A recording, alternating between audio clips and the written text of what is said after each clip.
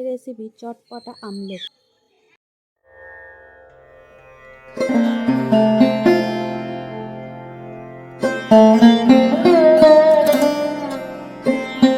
এর জন্য লাগবে আমলকি আর একটু ধনেপাতা দিয়ে আমি এই হামলদিস্তায় ছিঁচে রেখেছি। গোলমরিচের গুঁড়ো, নুন, বিট নুন, ভাজা মশলা, চিনি আর চাট মশলা, পোস্ত, সর্ষে, কাজু আর লঙ্কা, এগুলো আমি কিন্তু মিক্সিতে পেশাই করে নেবো।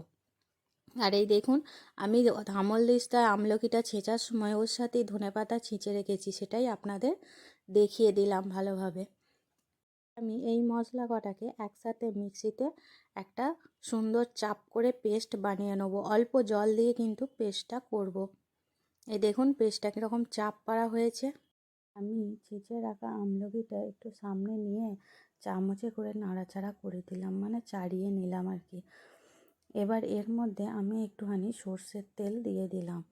তার উপরে এই প্লেটে যে মশলা কটা রেখেছিলাম সব কটাই দিয়ে দেব।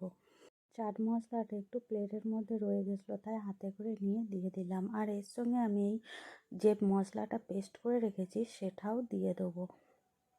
মশলাটা পেস্ট করার সময় অবশ্যই জল কম দেবেন, জল যাতে বেশি না পড়ে।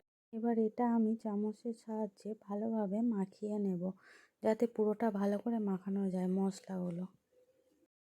তাহলেই রেডি হয়ে যাবে চটপটা আমলকি। আমরা জানি আমলকি অনেক উপকারী, এর মধ্যে প্রচুর পরিমাণে ভিটামিন সি থাকে, যার ফলে আমাদের চর্মরোগ, চুল পড়া সব কিছু দূর হয়। প্লাস আপনার এটা হজমিও বটে। তাই আজকের জন্য এই রেসিপিটি কেমন লাগলো সেটা কিন্তু কমেন্ট বক্সে জানাবেন, আর একবার অবশ্যই বাড়িতে ট্রাই করবেন। আমার রেসিপিগুলি ভালো লাগলে অবশ্যই like, comment, share and subscribe করবেন।